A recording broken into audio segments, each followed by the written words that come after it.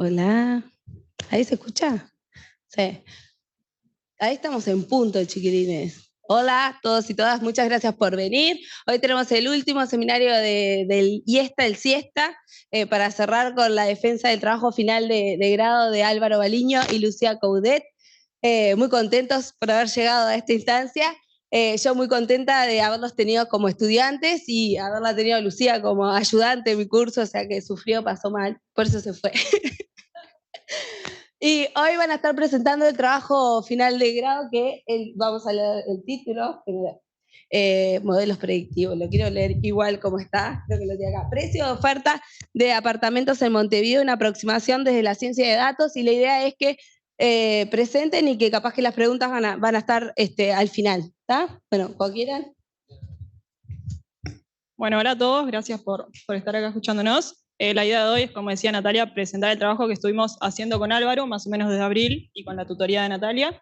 Bueno, el trabajo se llama, como dijo Natalia, Precio de oferta de apartamentos en Montevideo, una aproximación desde la ciencia de datos. En realidad, el objetivo general del trabajo es la predicción del precio de oferta de apartamentos en Montevideo y la aplicación de técnicas de aprendizaje estadístico para llevar a cabo este cometido. Entonces, para esto lo que tuvimos son 3 objetivos específicos. Por un lado, todo lo que refiere a la obtención de los datos y procesamiento para transformarlos en información. En segundo lugar, en lo que respecta a la implementación de las técnicas de aprendizaje estadístico, implementarlas porque ya que permiten una mayor flexibilidad a la hora de la estimación respecto a las técnicas clásicas, como son el modelo de regresión lineal múltiple, que también hicimos una implementación porque es en realidad el modelo que usualmente se usa en estos tipos de problemas y porque además tiene la ventaja de ser fácilmente interpretable. Entonces, en este último aspecto, en lo que es la interpretabilidad, lo que también tuvimos como objetivo es hacer una primera aproximación a un análisis de interpretabilidad en estos modelos de aprendizaje estadístico que son conocidos como modelos de caja negra porque no tienen una interpretación tan directa. Bueno, entonces, ¿cómo se estructuró el trabajo y cómo se estructura esta presentación? Primero que nada vamos a hablar todo lo que tiene que ver con la obtención y procesamiento de los datos. Después vamos a hablar un poco sobre el principal antecedente, que habla sobre este mismo problema. Posteriormente, algunos aspectos de lo que fue el marco metodológico. Después vamos a hacer brevemente un poco de lo que fue el análisis exploratorio de datos. Y por último, capaz un poco sí más en detalle, lo que es los resultados y comentarios finales. Bueno, como dijo Lucía, planteamos diferentes objetivos. Para lograr los diferentes objetivos, en primer lugar, construimos una base de datos en fuente de valoración propia. Esto mediante la consulta a la API de Mercado Libre. No sé si me escucha bien. Bueno, con el fin de interactuar con la API de Mercado Libre, básicamente hay que seguir la documentación que se detalla en su sitio web, pero muy resumidamente se puede resumir en los 3 siguientes pasos. En primer lugar, el usuario se registra en el sitio de desarrollo de Mercado Libre. Luego en el mismo se crea una aplicación con el cual se tiene un identificador y una contraseña para interactuar con la API. Y por último, con el fin de realizar las consultas, es necesario obtener una clave, que se suele denotar como token, el cual para cada consulta se tiene que utilizar. Bueno, en la medida que la API de Mercado Libre no permite obtener información histórica, se realizaron descargas mensuales de los meses de mayo a septiembre, inclusive ambos. En la medida de que en las publicaciones de los apartamentos en Mercado Libre se tiene un identificador de la publicación, en casos donde el apartamento se mantenía más de un mes vigente, o sea, su publicación, se trabajó bajo el supuesto de que se queda con el último mes de publicación del dato. Bueno, una vez que obtuvimos los datos crudos de la API, procedimos a realizar ciertos criterios de depuración o de limpieza, donde trabajamos con diferentes enfoques en función de la naturaleza de las variables. En primer lugar, para las variables del tipo cuantitativas, se hizo un análisis de valores erróneos, principalmente mediante la creación de una función auxiliar que permite detectar secuencias de números repetidos. En el caso de la variable de entrada, dichas observaciones se imputaron como valores faltantes, y en el caso de la variable de salida, precio de oferta en dólares de los apartamentos, dichas observaciones se filtraron. Por otro lado, se hizo un análisis de reconocimiento de valores extremos de la variable de respuesta, el precio de oferta, donde se filtraron aquellos precios muy bajos, por ejemplo $500, y precios muy altos, por ejemplo 6 millones. Esto en el sentido de que no pudimos determinar de forma exhaustiva si eran datos atípicos o si estaban mal digitados en el sitio web. Y a la medida que distorsionaba mucho el conjunto de datos, se optó por filtrarlos. Se destaca que después de estos puntos, después de realizar la filtración de la base, se perdieron aproximadamente el 7% de la base. Y por último, con respecto a las variables cuantitativas, en todo lo que es las variables asociadas al área del apartamento, se consideró como posibles datos erróneos aquellos que superan los 1000 metros. Dichos valores se imputaron como valores faltantes. Por otro lado, con respecto a las variables del tipo cualitativas, se tiene un set de variables, las cuales están asociadas al inmueble, tales como tener garage, tener piscina, tener calefacción, etc., las cuales son dicotómicas, toman el valor sí o no, y en la medida de que los campos no son obligatorios para la persona que hace la publicación, no pudimos determinar de forma exhaustiva si el dato faltante era porque era un dato faltante o porque no tenía la característica. Entonces trabajó bajo el supuesto que dichos valores faltantes se imputaron como no y se hizo la recodificación de las variables. Por último, en cuanto a los criterios de limpieza, para las variables latitud y longitud, la ubicación del apartamento, se trabajó mediante dos enfoques. En primer lugar, aquellas observaciones que no estaban en el polígono de Montevideo se imputaron mediante las coordenadas del centro y del barrio al cual pertenecen. Y por otro lado, en función de lo observado en etapas posteriores del análisis, especialmente en la etapa de análisis exploratorio, se hizo un análisis de factibilidad del dato. Esto en el sentido de que se comparó las coordenadas del inmueble con las coordenadas del centro y del barrio en el cual se encuentra, y se hizo un análisis comparativo de si ambos se encuentran al norte o al sur de la calle Dani Italia con el corte 18 de julio. En caso de que ambos coincidan, se tomaba como válido el dato, y en caso de que no coincidan, se imputó las coordenadas del centro y del barrio. Bueno, una vez obtenida la base de datos, después también consultamos algunas fuentes externas de información.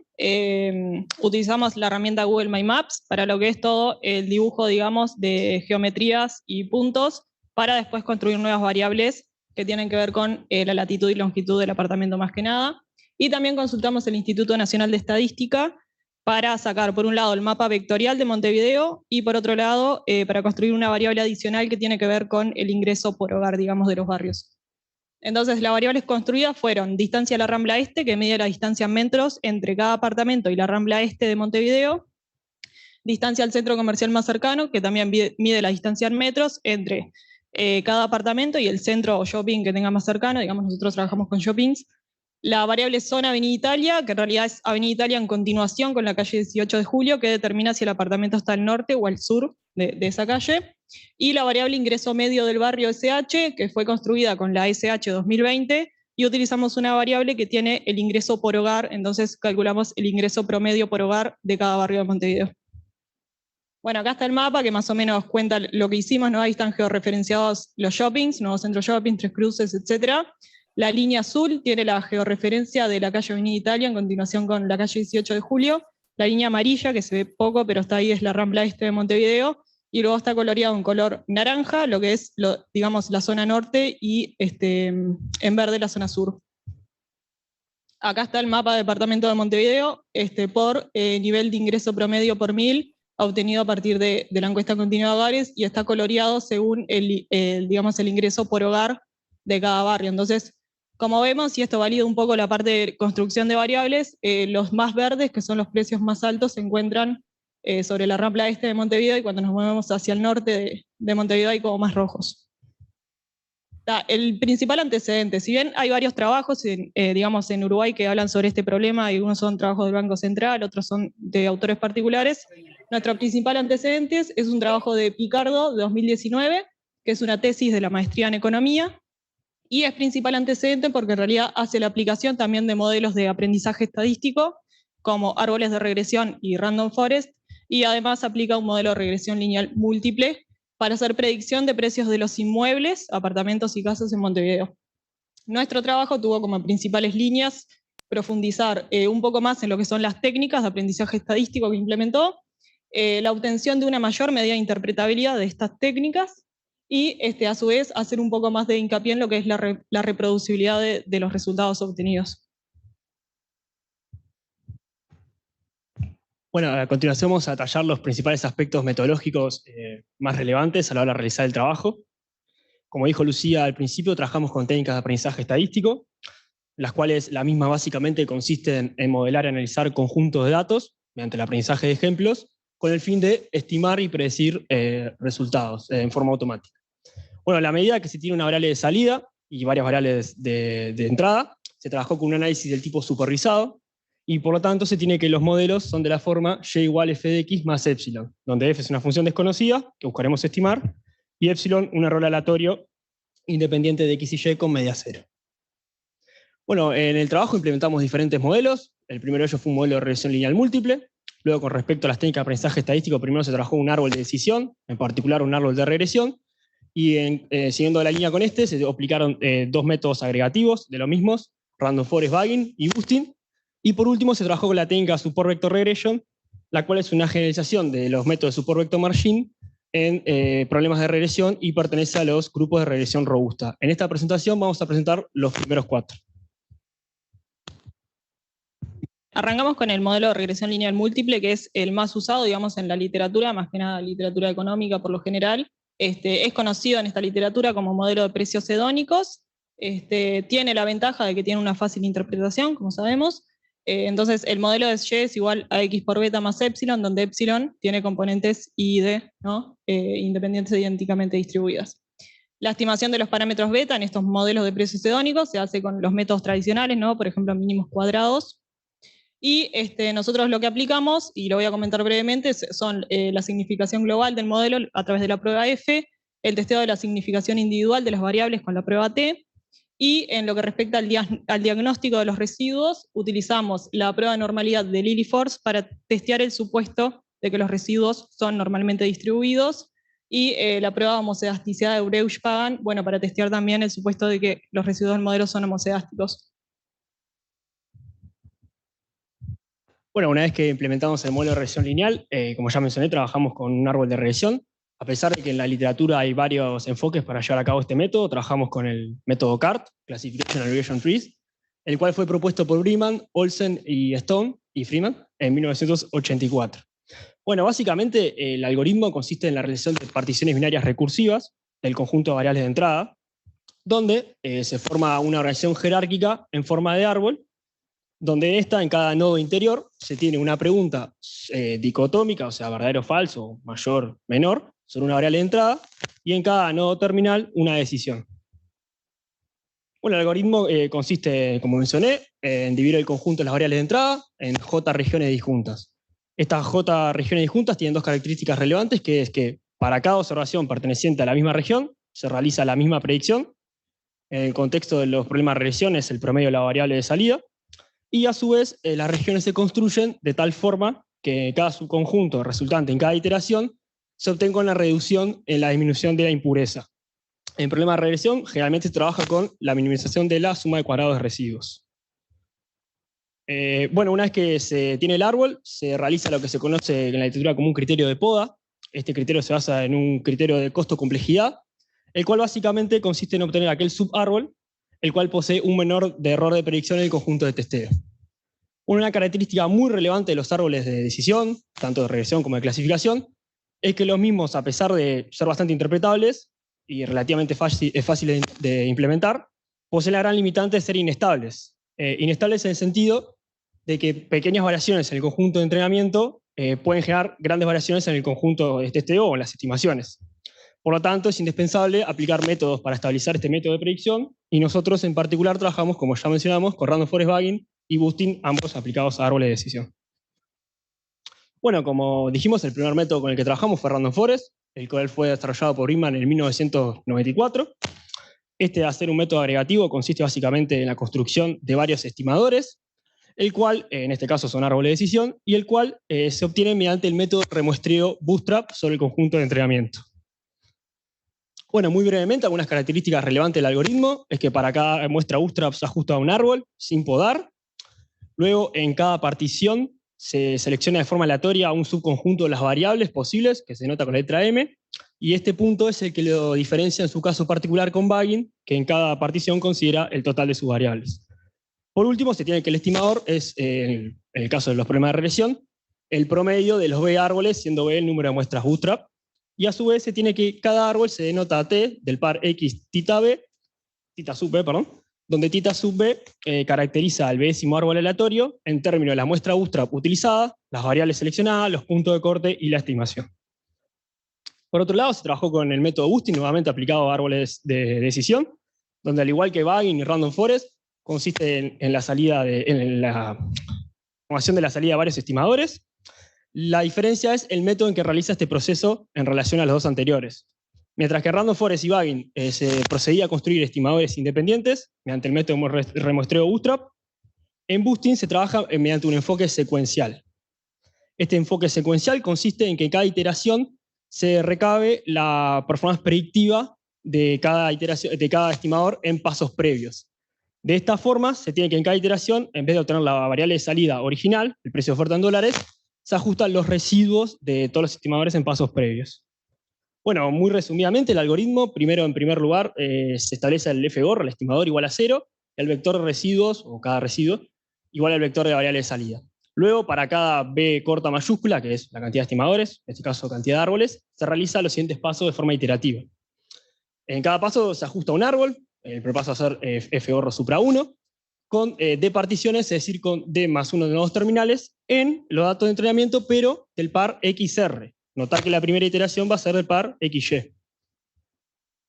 Una vez que se ajusta el estimador, se actualiza el estimador original, el FGOR, agregando el árbol a una versión reducida. Esto es agregando el estimador en esa iteración, multiplicado por un parámetro de ajuste, el cual se denota como lambda y se conoce como la tasa de aprendizaje del algoritmo. Una vez que se actualiza el estimador, se actualizan los residuos, donde los residuos en dicha iteración es los residuos de la paso anterior, perdón, menos lambda por el estimador en dicha iteración. Bueno, una vez que se aplican estos pasos para todos los estimadores, se genera el modelo que es simplemente la suma de los estimadores construidos multiplicados por la tasa de aprendizaje.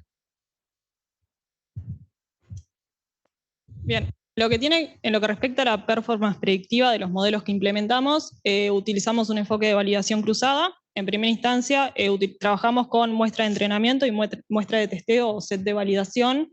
El 80% de los datos la muestra de entrenamiento y el 20% la muestra de validación o testeo. Luego trabajamos con un enfoque de K-False, en particular 5 false, y las métricas utilizadas para medir esta performance predictiva fue la raíz cuadrada del error cuadrático medio, RMCE, el MAE, que es el error absoluto medio, y el coeficiente de determinación, R cuadrado. También en los algoritmos que describió Álvaro anteriormente, hay algunas cantidades, y esto es característica de los algoritmos de aprendizaje estadístico, que hay ciertas cantidades que deben ser fijadas previo al ajuste, no que salen luego de hacer, digamos, la estimación. Estas cantidades se definen como parámetros de ajuste, o en la literatura también se conocen como hiperparámetros, y son valores necesarios justamente para ajustar y que hay que definir de manera previa. Usualmente son estimados por validación cruzada, y lo que se hace es se define una grilla de posibles valores, hiperparámetros, y se ajustan los modelos y luego se selecciona posteriormente el modelo que arroje un menor error de predicción. Algunos de los parámetros de ajuste que mencionó Álvaro en Random Forest son, por ejemplo, la cantidad de muestras bootstrap tomadas, las cantidades de variables que se seleccionan aleatoriamente en cada partición de cada árbol, o la tasa de aprendizaje en boosting.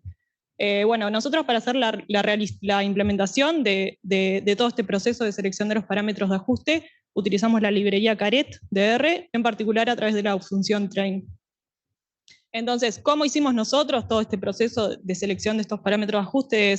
Utilizamos las grillas por defecto que trae Caret para cada algoritmo, ¿no? Para cada algoritmo de aprendizaje estadístico, trae ya grillas por defecto. Entonces nosotros ajustamos esos modelos, vimos la evolución del error de predicción, y en función de esa evolución definimos una nueva grilla de parámetros de ajuste para cada algoritmo, y luego seleccionamos aquellos modelos aquel modelo en realidad que implica el menor error de predicción. Bueno, muy brevemente, a modo de resumen, le presentamos cómo es el flujo de trabajo con Caret para realizar este proceso. Por lo tanto, en primer lugar, tenemos que setear una semilla, esto es un script de R.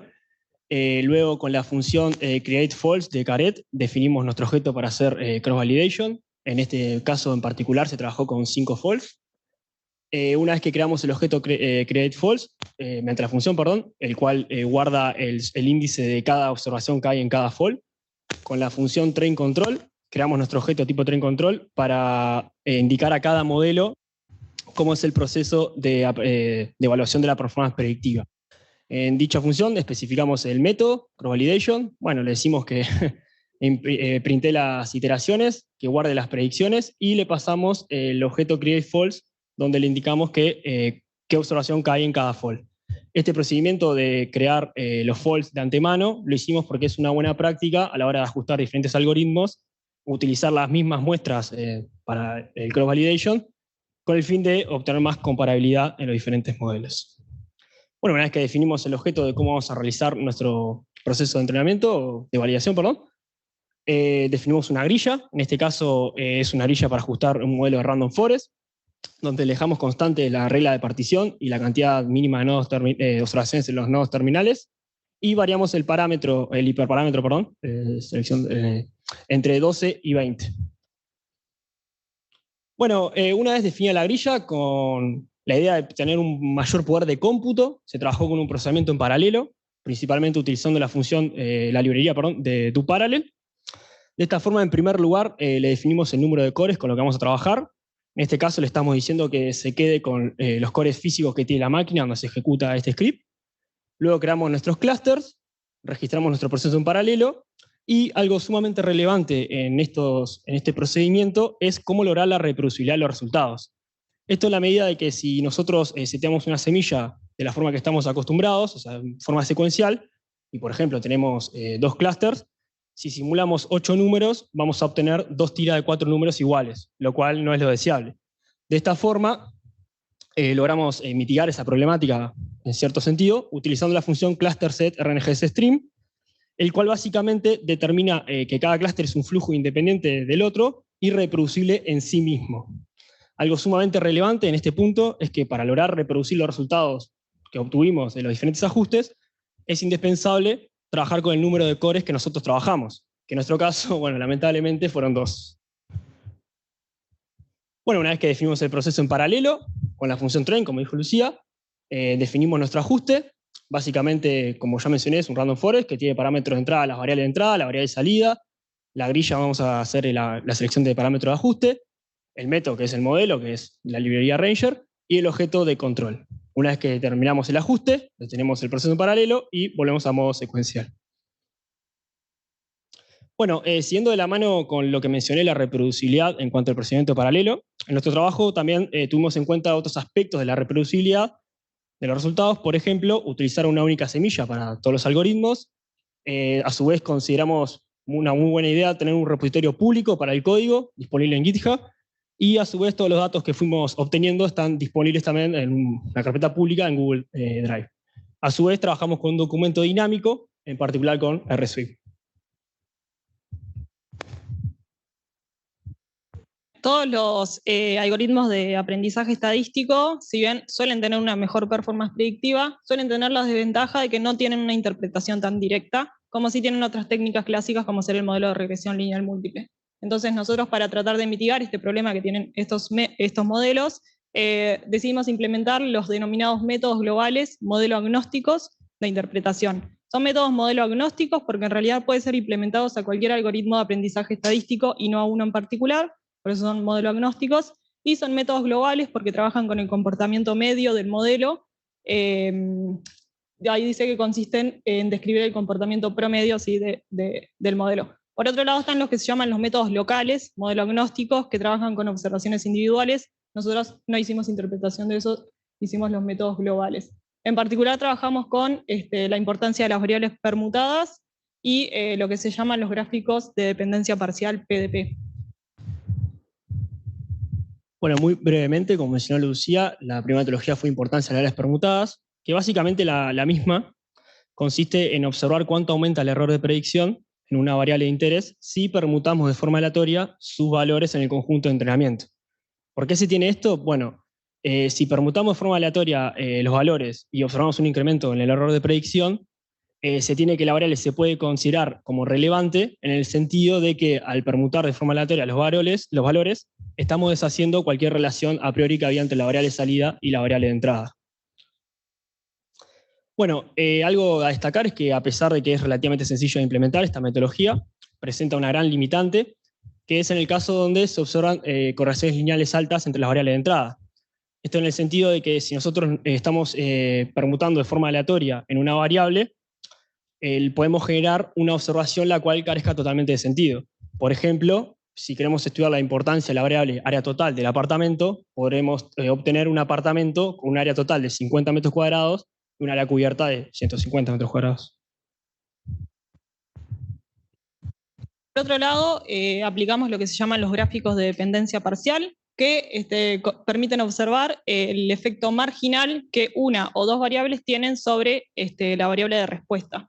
Entonces, estos gráficos lo que necesitan es la definición de lo que se llama una función de dependencia parcial, que allí está definida en esa expresión, es tomar esperanzas, ¿no?, en x sub c, que x sub c son, digamos, el resto de las variables que están en el modelo, y en el conjunto de x sub s están la o las variables sobre las cuales queremos medir el efecto sobre la predicción que realiza el modelo. Esta función en realidad es necesario estimarlo, y la estimación la obtenemos promediando sobre la muestra de entrenamiento.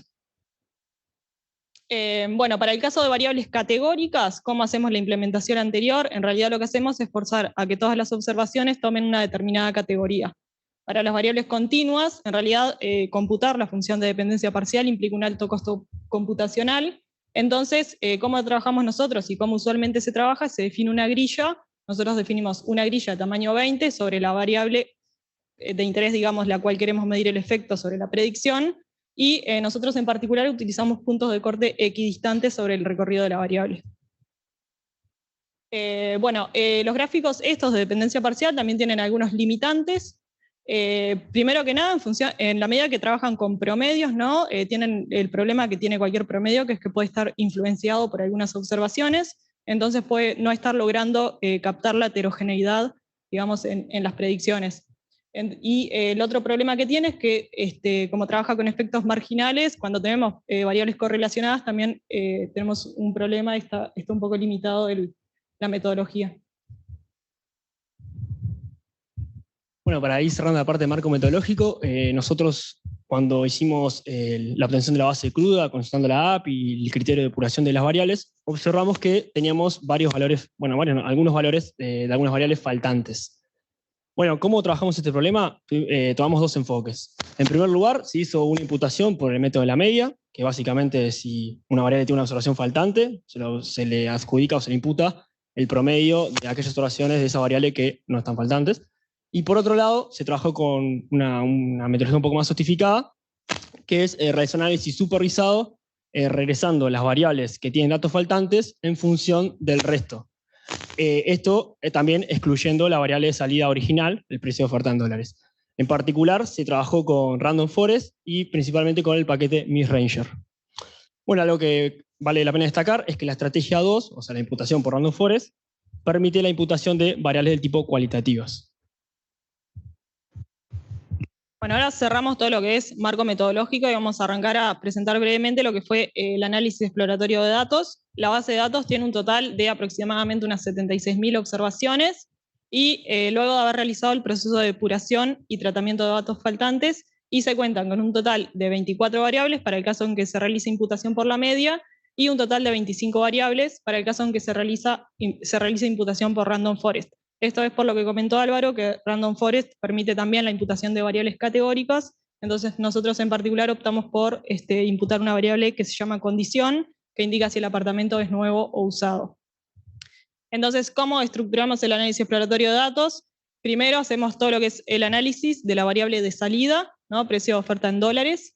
Luego hacemos el análisis de algunas variables cualitativas, como ser cantidad de dormitorios, cantidad de baños completos, otras variables que son de tipo dicotómicas, sí o no, que son si, digamos, si el apartamento está en un edificio que tiene piscina, si el apartamento tiene balcón, si tiene jardín, si tiene seguridad, etc.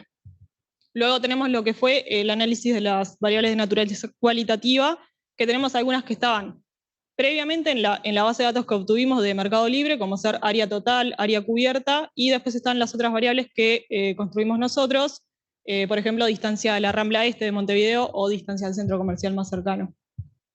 Entonces, acá lo que aparece es el histograma de la variable precio de oferta en dólares. A modo de resumen, podemos observar que la mediana es menor a la media, entonces tenemos una distribución asimétrica, que la media se encuentra en torno a los $160.000 estadounidenses, y que se observa una cola larga hacia valores más altos del precio de oferta en dólares. Lo que hicimos acá es el mapa de Montevideo con la georreferencia específica de cada apartamento.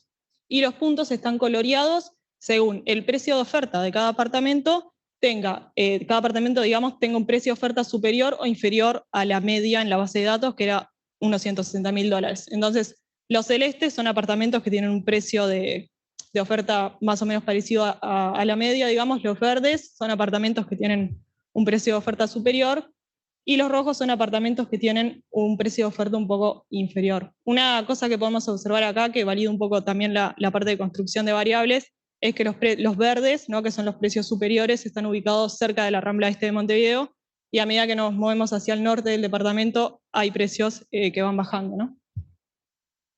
Bien, las variables cualitativas, a modo de resumen, vamos a presentar algunos gráficos, histogramas. En el cuadrante superior está la cantidad de dormitorios, 0, 1, 2, 3, 4 o más, y lo que vemos es que hay una acumulación de frecuencias en los apartamentos que tienen 2 dormitorios. La cantidad de baños completos, también tenemos una acumulación de frecuencia en los apartamentos que tienen un baño completo. La variable zona Avenida Italia, que fue la que construimos, se encuentra balanceada, o sea, más o menos el 50% de los apartamentos están al norte y el 50% al sur de la calle Avenida Italia, en continuación con 18 de julio. Y por último tenemos el edificio tiene piscina, que lo que vemos es que la mayoría de los apartamentos están ubicados en edificios que no cuentan con piscina.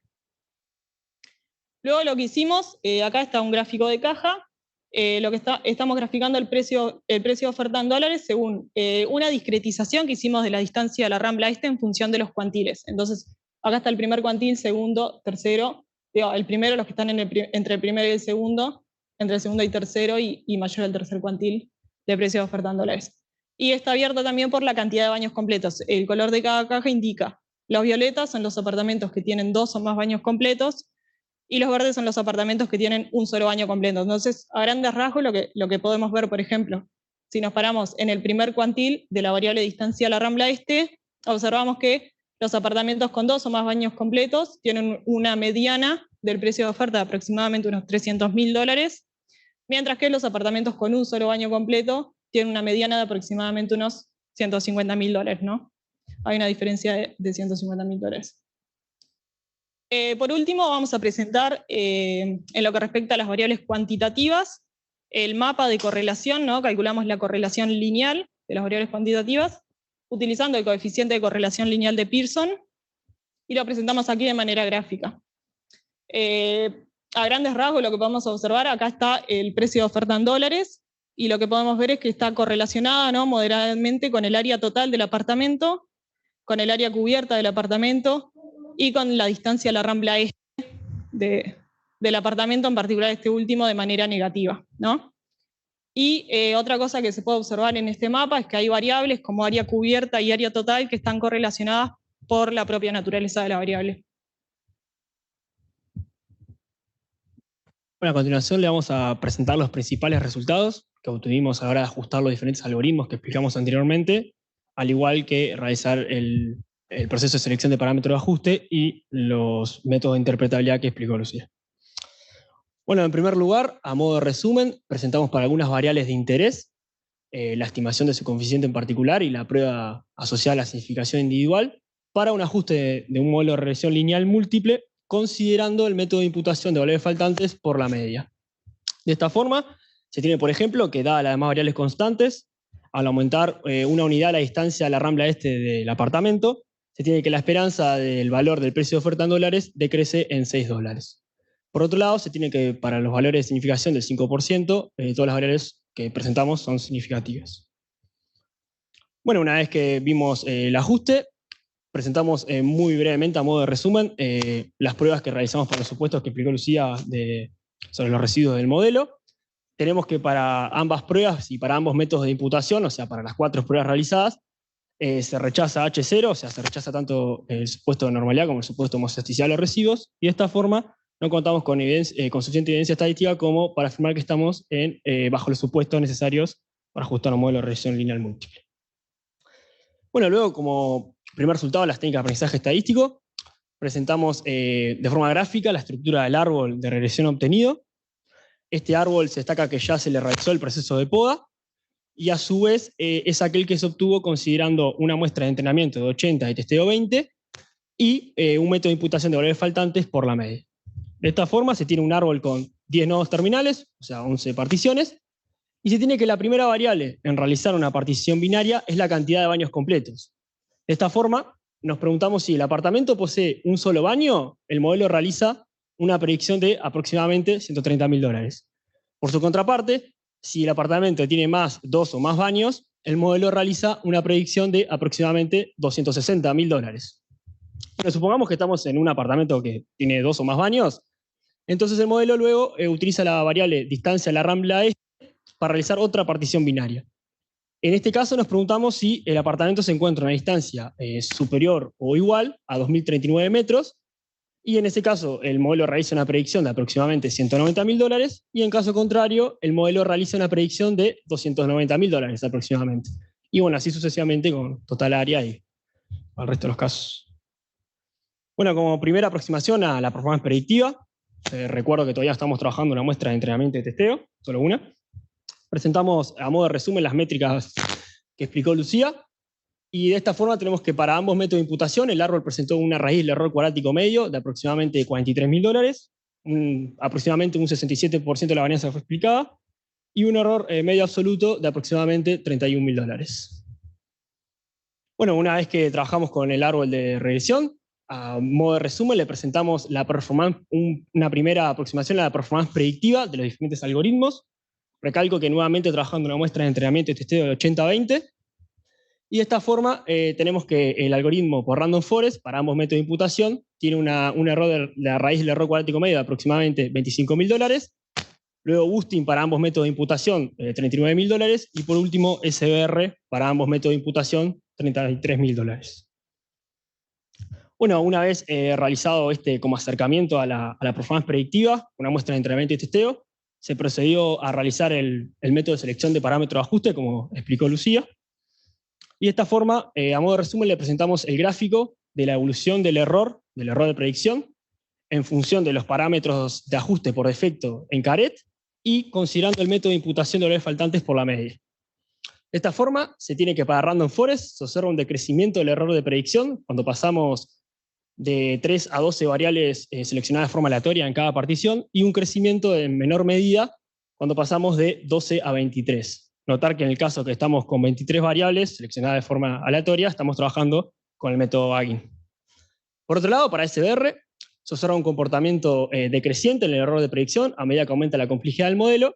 Y por último, para boosting tenemos dos parámetros de ajuste que están activos, que son la cantidad de árboles y el número de particiones. En ambos casos se observa una relación inversa en cuanto al error de predicción y ambos parámetros de ajuste.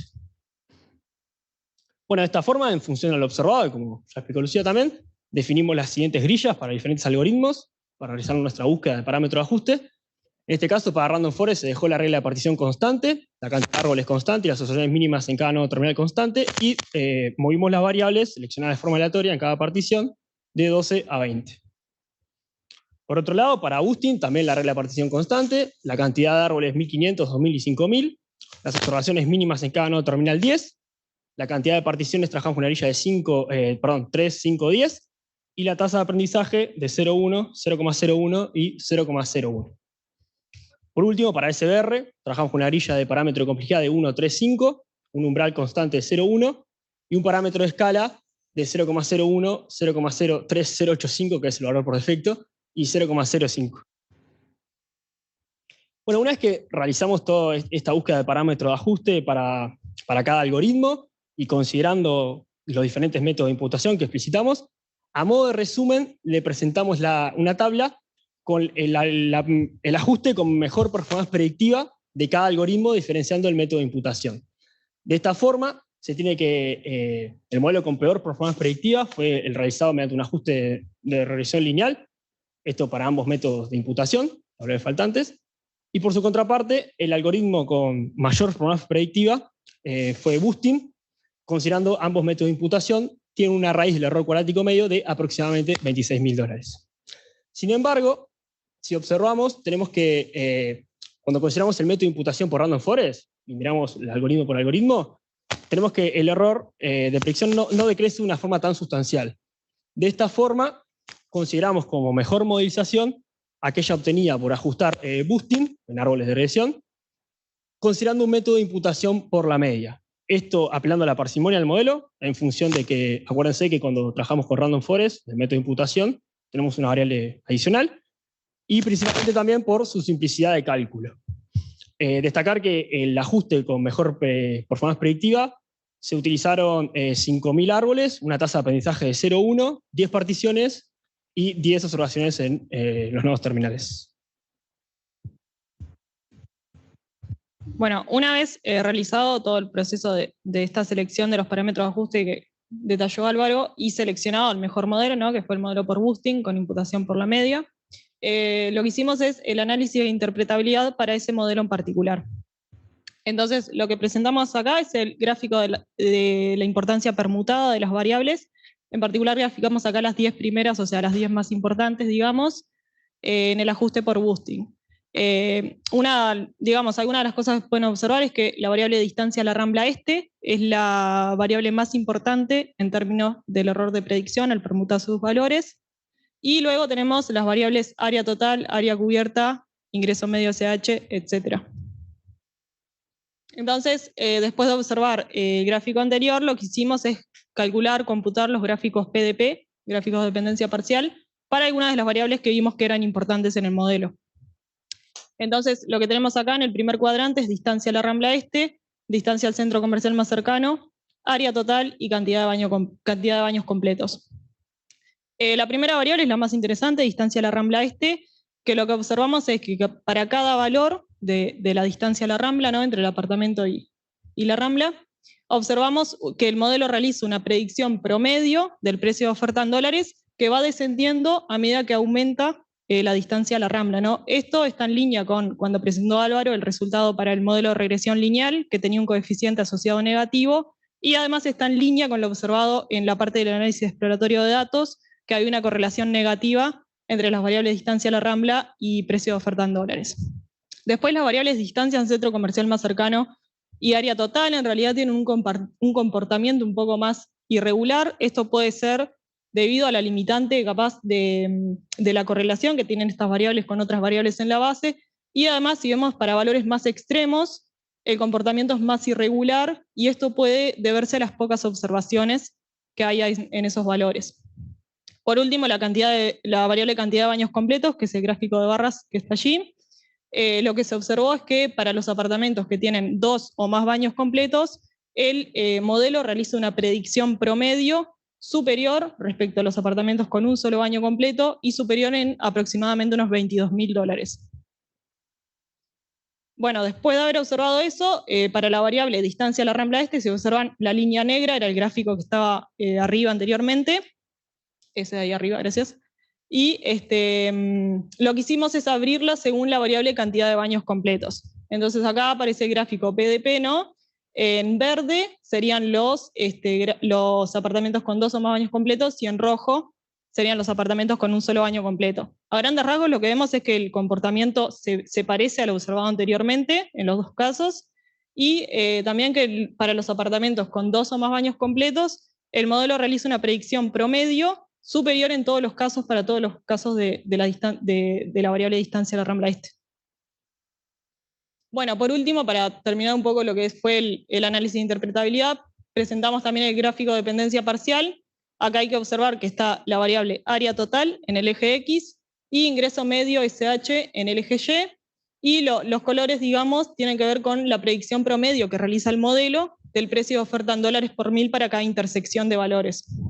Entonces, hay varias cosas para observar, pero a grandes rasgos lo que vemos es que para los apartamentos acá que tienen un ingreso medio, digamos, inferior a unos 75.000 pesos uruguayos, el modelo realiza para todos los casos de área total una predicción promedio de aproximadamente unos $150.000 de precio de oferta, con algunas excepciones que están un poco más claras ahí. Y otra cosa que podemos observar es que para cada valor del área total, a medida que aumenta el ingreso medio del barrio donde está ubicado el apartamento, el modelo realiza una predicción promedio que va en aumento. Bueno, esto sería como el cierre de lo que es el análisis de interpretabilidad, marco metodológico, presentación del trabajo, y ahora la idea es hacer algunos comentarios finales de todo lo que hicimos. Primero que nada vamos a comentar sobre lo que fue la performance predictiva de los modelos. Lo que observamos primeramente es la dificultad del modelo de regresión lineal múltiple para captar relaciones no lineales entre las variables de entrada y la variable de salida. Y de hecho fue el modelo que tuvo un peor ajuste, digamos, en términos de performance predictiva. Por su contraparte, el ajuste por boosting, una vez realizado el proceso de selección de los parámetros de ajuste, fue el que dio, digamos, que tuvo una mejor performance en términos de capacidad predictiva. Y acá interesa resaltar, ¿no?, que el ajuste previo a realizar el proceso de los parámetros de ajuste no tuvo una buena performance y de hecho fue similar a la del modelo de regresión lineal. Entonces acá lo que queremos resaltar es la importancia de llevar a cabo todo este proceso de selección de los parámetros de ajuste en los algoritmos de aprendizaje estadístico. Cuando nosotros estamos diciendo que boosting fue, digamos, el mejor modelo, en realidad no estamos teniendo en cuenta todo lo referente al costo computacional. Entonces, Random Forest tuvo un ajuste similar, un poco peor, pero es mucho, digamos, más económico en costo computacional. Entonces, si el investigador no dispone de muchos recursos, lo recomendamos como una alternativa a boosting. No sé quién sigue, pero está. Bueno, a pesar de que está asociado todo este tema del costo computacional, ¿no?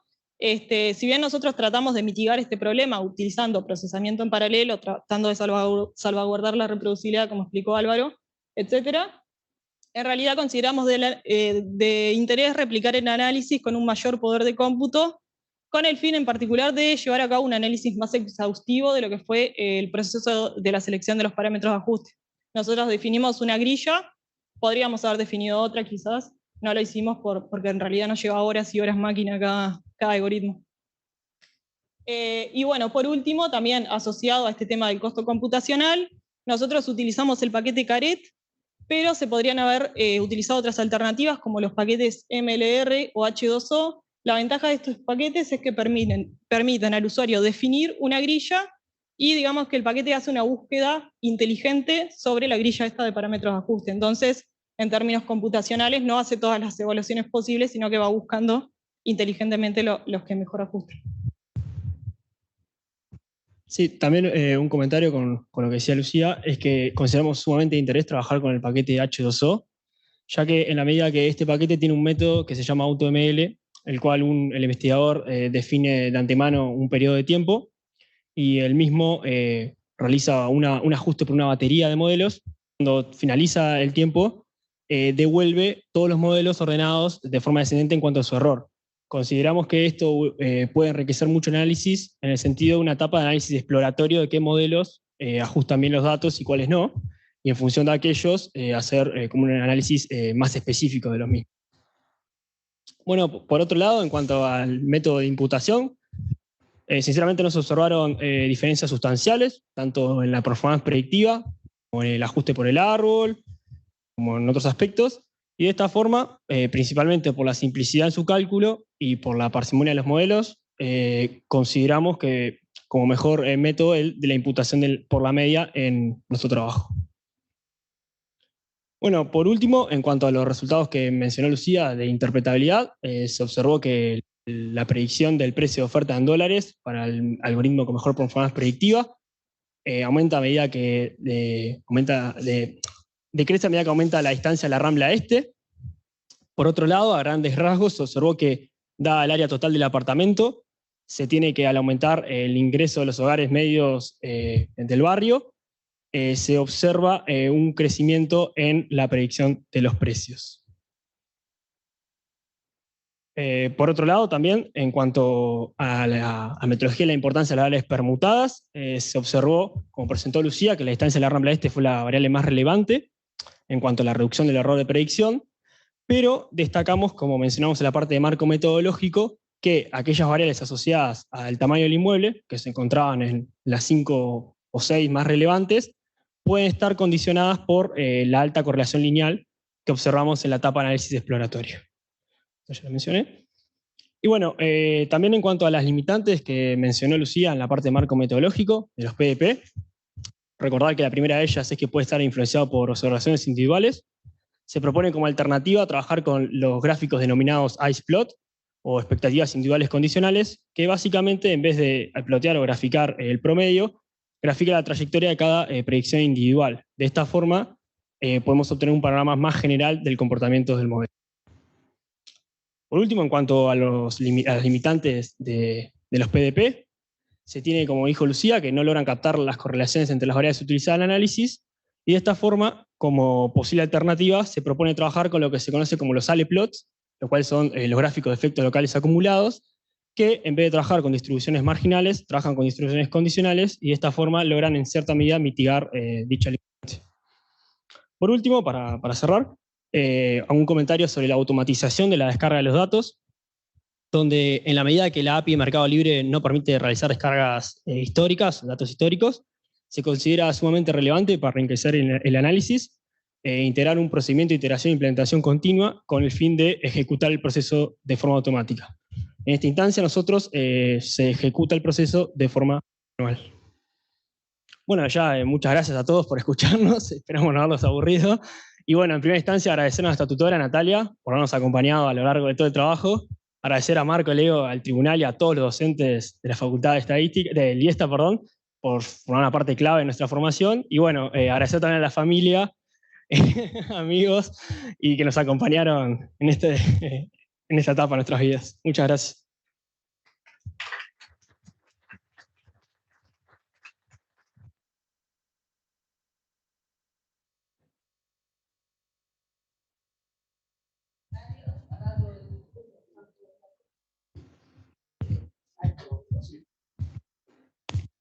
Si alguien tiene preguntas, le tengo que dar el micrófono.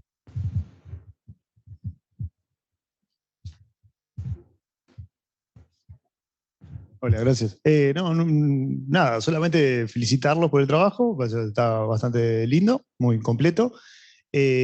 Una curiosidad nomás de detalle, cuando mostraron el mapa con los puntitos de colores, tuvieron, a ver, me pregunto eso, porque ahí hay 70.000 puntos, ¿no?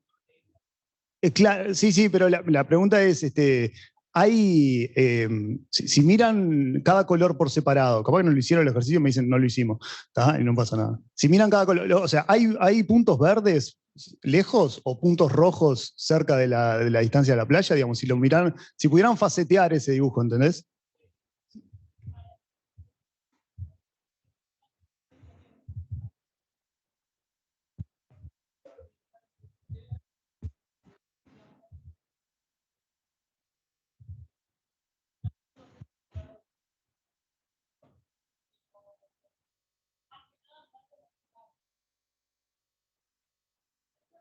Hay más mezcla de la que se ve ahí.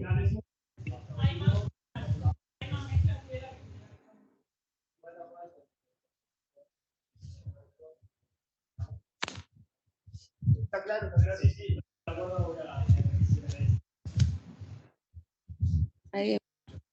Hay en el chat.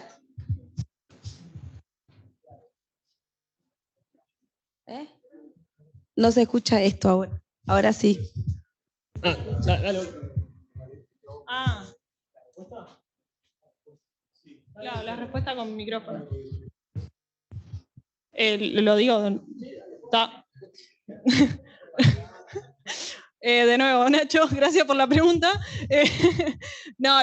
Sí hay nosotros en ggplot, digamos, cuando hicimos el gráfico para tratar de sobrellevar el problema del sobreploteo de los puntos, le pusimos un argumento alfa, pero igualmente no logramos poder diferenciar bien dónde están los puntos, dónde están los verdes, dónde están los rojos. Hubiera sido muy enriquecedor hacer lo que vos dijiste, facetear el gráfico y ver si efectivamente estaban los puntos no tan diferenciados. Pero bueno, nosotros creemos que sí hay un patrón de que los verdes están más cerca de la Rambla y a medida que uno se va al norte del departamento hay más rojos, o sea, precios inferiores.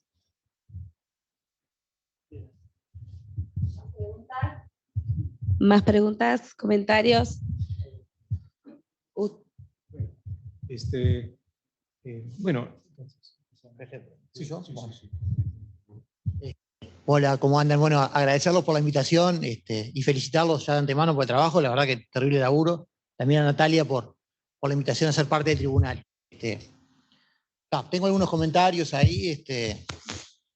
Lo primero, marcar lo difícil del problema, ¿no? Porque es ya el hecho, como dicen los trabajadores mismos, de tasar una propiedad, saber cuánto vale una propiedad, es un arte, dicen, porque hay muchas variables que uno no puede incluir en el análisis, como yo que sé, si tiene humedad, si no tiene humedad, el estado del edificio, millones de cosas que uno tiene variables gruesas de los metros cuadrados, la ubicación, la locación, que es como una de las variables muy importantes, ¿no? Entonces, y en particular la base que tienen ustedes, que es un precio ofertado, no es el precio de la propiedad, ¿no? Entonces, es lo que uno piensa que vale la propiedad de uno. Entonces, como también es una variable muy difícil de predecir en ese sentido. ¿Está? Y bueno, tiene variables de distinto tipo, hay variables cualitativas, cuantitativas, dicotómicas, entonces eso hace el problema difícil en sí, es un problema complejo, y de hecho hay pila de literatura, hay revistas especializadas en este tipo de trabajo, o sea que eso marca la importancia. Bueno, variables desbalanceadas, por ejemplo, ustedes marcaron el tener piscina, entonces eso también dificulta predecir cuando la casa tiene piscina, porque tienen muy pocas observaciones de edificios con piscina. Entonces el problema desde el balance de los datos en la variable de entrada, en este caso, también es un problema importante en clasificación, digamos, que se está estudiando, que no es un problema abierto. Felicitarlo por la escritura del trabajo, uno lee la monografía, es clara, encontré algunas pequeñas faltas chicas que siempre pasan, me pasó a mí cuando hice mi monografía, y uno lo lee y siempre va a encontrar cosas. ¿Qué más puse? Bueno, eso se los mando por mail, porque los errores menores, algún gráfico capaz que, por ejemplo, el que estaban mostrando hoy, capaz que hacer una regresión no paramétrica y hacer unas curvas de nivel de regresión, un mapa de calor, quedaría más claro, me parece, que mostrar el precio de la... O sea, que sería hacer una regresión no paramétrica bivariada, básicamente lo que uno hace. Entonces, la altura del precio en esa zona, el promedio, me da la intensidad del color, digamos. Capaz que quedaría más claro el gradiente de precios sobre la superficie. Pero son cosas bueno, que tampoco las tienen por qué modificar. Son comentarios que les pueden servir para... Y capaz que algún concepto, algún tema conceptual, por ejemplo, cuando hacen los modelos no paramétricos, en realidad uno hace restricciones sobre F que no están explícitas, perdón, pero en realidad uno trabaja sobre una familia acotada de funciones, no es un... Lo que pasa es que, claro, cuando uno hace una familia paramétrica, esa familia depende de un parámetro y es mucho más clara cuál es la familia, pero si uno no hace eso, caen en sobreajuste, digamos, y por eso hay cosas sobre la dimensión de Bamni, esas cosas que hablan de cómo tiene que ser el cardinal de esa familia. Bueno. Bueno, y clarísima la presentación, además, la verdad que en los tiempos justos sé que la practicaron porque anduvo perfecta. Destaco del trabajo varias cosas. Por un lado, la parte de interpretabilidad y reproducibilidad, que son temas que también son de actual interés, ¿no? De poder hacer cosas que uno pueda reproducir. Es una de las debilidades de los trabajos en estadística, que realmente uno quiere hacer eso en otro trabajo y no puede, entonces me parece que apuntar a esas cosas, y sobre todo también la parte de calibración de los parámetros, que uno ve mucho en la literatura que uno corre un modelo con el paquete R y uno, en el fondo hay muchos parámetros que ni conoce, que el R los elige automáticamente, y a veces no es el procedimiento correcto, no es el parámetro óptimo, entonces el esfuerzo que hicieron para calibrar los parámetros y la mejora en la predicción me parece que también es algo a notar del trabajo. Bueno, voy a algunos detalles un poquito más puntuales, que me gustaría que capaz que podrían agregar algún párrafo, no más de eso. Por ejemplo, en la monografía me parece que faltó un poco más de bibliografía internacional, o sea, apuntaron antecedentes, pero faltó un poquito más a ver qué hay hecho esto en otros lados, digamos. Uno puede, y es fácil de hacerlo, de buscar qué trabajos parecidos a o en esta dirección se han realizado en otros países o en otras ciudades. Eso me parece que lo pueden hacer. Después, por ejemplo, ustedes hicieron referencia al trabajo de Picardo, que hace algo parecido a menor escala, digamos, solamente ¿Llegaron a comparar los errores de predicción que ustedes tenían con ese trabajo llegaron a mirar si más o menos andaban en el mismo orden en términos de predicciones y... O sea, con Random Forest le dio parecido, que era el método que usaba él.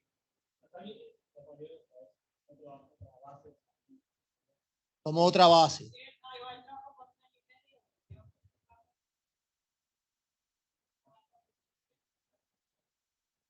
Ah.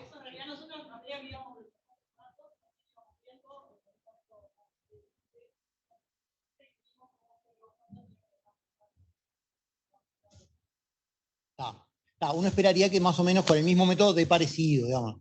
O sea, no tener grandes diferencias, porque ahí estaría, si las variables que uso son las mismas, está buenísimo. Vieron que en términos predictivos, en general, que como es un modelo difícil, generalmente uno tiene un error, porque hablar de $30.000, y ahí capaz que estaría bueno indicar en términos relativos el error. Decir, bueno, pues una cosa es que yo me equivoque en $30.000 en una propiedad que vale 60, y otra cosa es que me equivoque en $30.000 en una propiedad que vale 200, digamos. O sea, y cuando hacen el error, capaz que un gráfico que estaría bueno mostrar es cómo va cambiando el error, ¿sí? O sea, en lugar de ser un promedio de todos los errores, digamos, en función del precio, digamos. Entonces, uno ahí ve, uno quisiera que en términos porcentuales, cuando la propiedad vale menos, ese error en términos porcentuales sea más chiquito, ¿no? Pues si una propiedad vale 60 y me equivoco en 30, es espantoso. Pero si una propiedad vale 200 y me equivoco en 30, entonces, bueno, mostrar eso está bueno, porque uno dice, bueno, el modelo anda bien para este tipo y es capaz que para apartamentos que valen mucho anda mal, digamos, por ejemplo.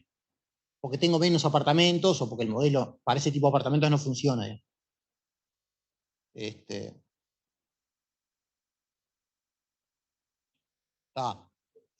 La base es muy rica, entonces uno tiene opciones. Ustedes eligieron, por ejemplo, el precio. Uno también podría ver el precio por metro cuadrado, ¿no?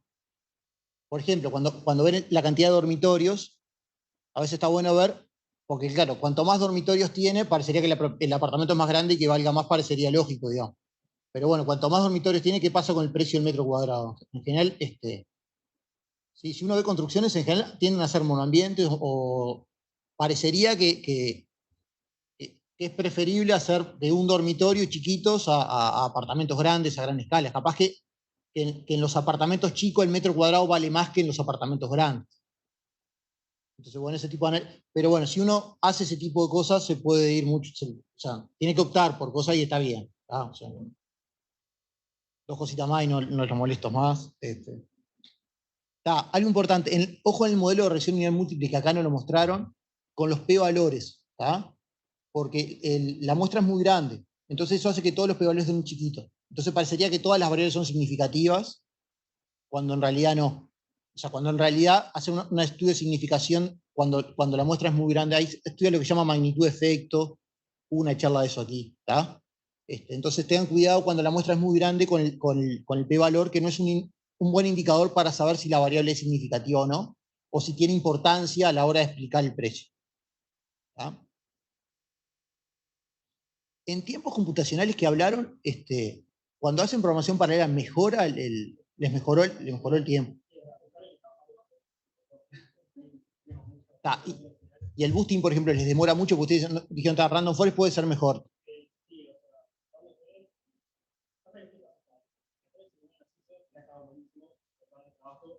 ¿Cuánto era cada tipo de tema que, bueno, no es el tiempo para incluirlo, ya digamos con los modelos, cada un tiempo. Bien.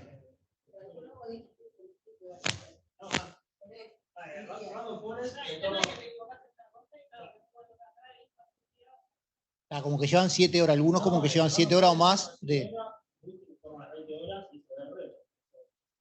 Bien. O sea, son un montón.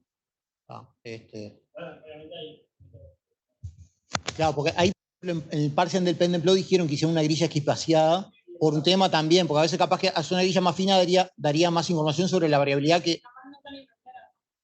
O capaz que uno dice, bueno, acá sí tengo cierta variabilidad y acá no. Sí,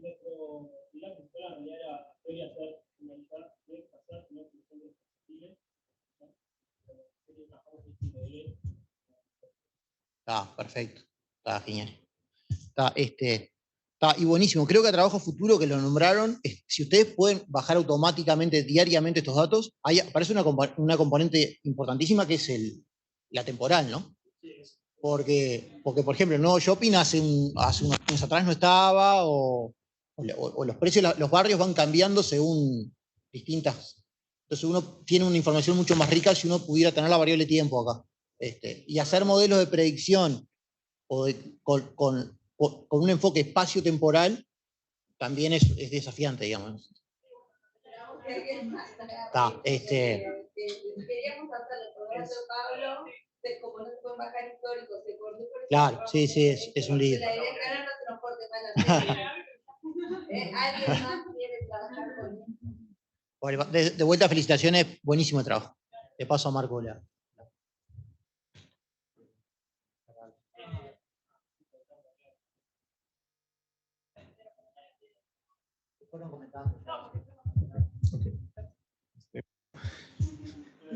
Bueno.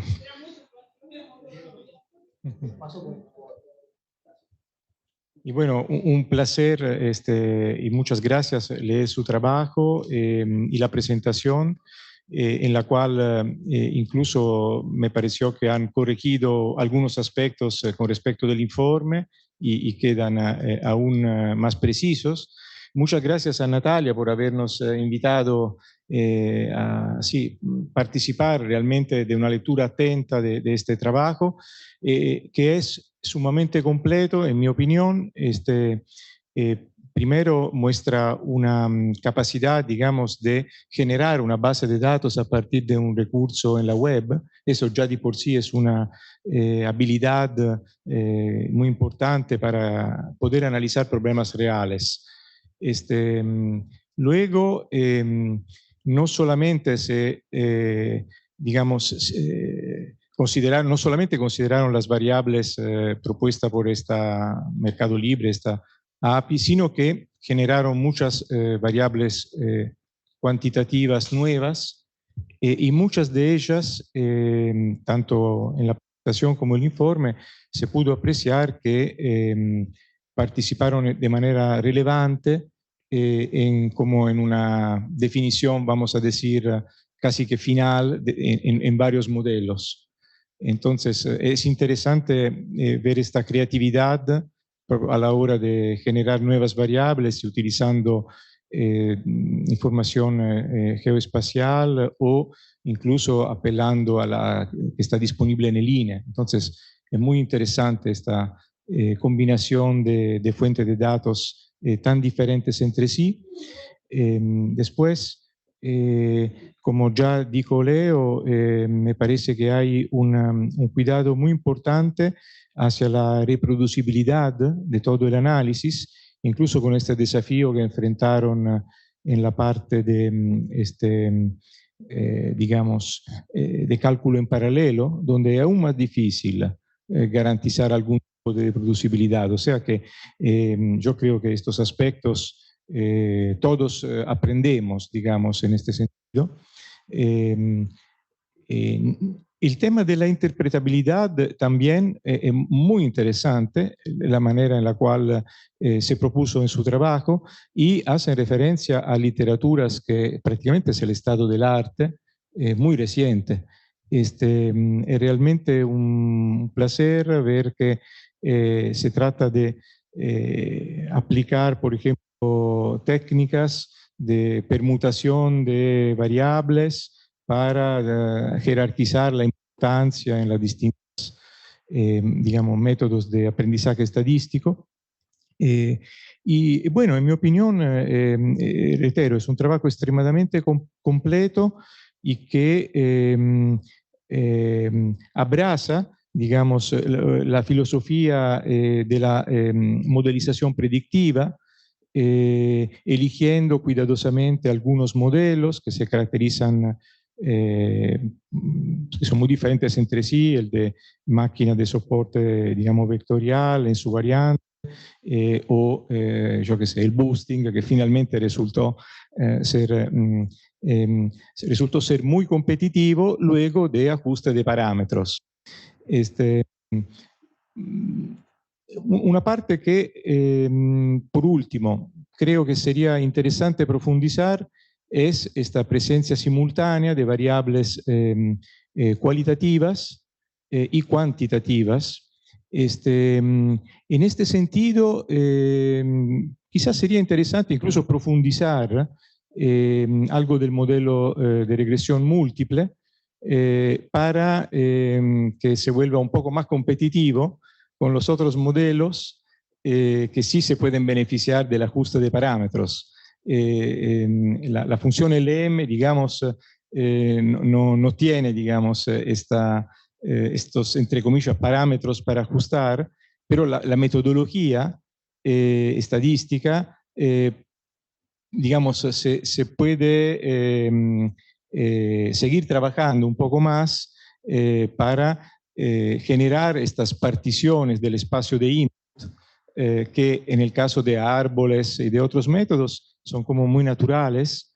Y en el caso del modelo, digamos, de regresión múltiple, hay que ir buscándolas, modificando quizá un poco la combinación entre variables cualitativas y cuantitativas en la definición del modelo. Esto podría quizá quedar, como decía Natalia, para otras experiencias, digamos, creo que es interesante. Y bueno, después nada, una cosa puntual en un árbol que en realidad está en el anexo y que presenta una partición con latitud y longitud. Ahí después lo quería ver bien con ustedes, un aspecto de la partición en sí. Y felicitarlos muchísimo a ustedes y a Natalia por haber, digamos, compartido este trabajo tan lindo. Muchas gracias.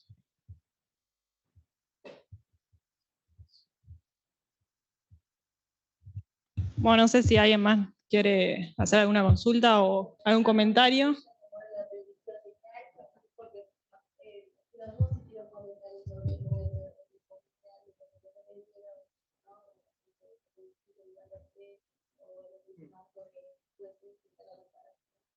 Sí, en realidad no hicimos capaz un análisis más exhaustivo sobre ese modelo, haciendo eso que nos comentaban ustedes de intercambiar las variables. Observamos. Sí. No, que también tampoco consideramos la multicolonialidad entre las variables, que eso puede deteriorar la performance del modelo de regresión lineal. Claro, lo que pasa es que sí, en realidad era nuestro objetivo, en realidad, el modelo de regresión lineal no le dimos mucho cariño, si se quiere, en el sentido de que queríamos destacar los otros modelos en relación al mismo. Pero sí, totalmente de acuerdo, tuvimos que haber trabajado un poco. Exacto. Hay modelos económicos espaciales también que incorporan los vecinos, hay otras variantes por ese lado. Me parece que no fue la línea que No. Y lo implementamos en realidad porque lo implementamos sí, porque sabemos que es importante, en estos problemas siempre se utiliza, y además por el tema de la interpretabilidad, ¿no?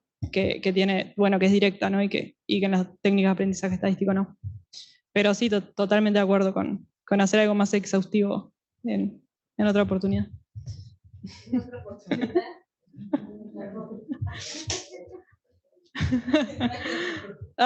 Bueno, gracias.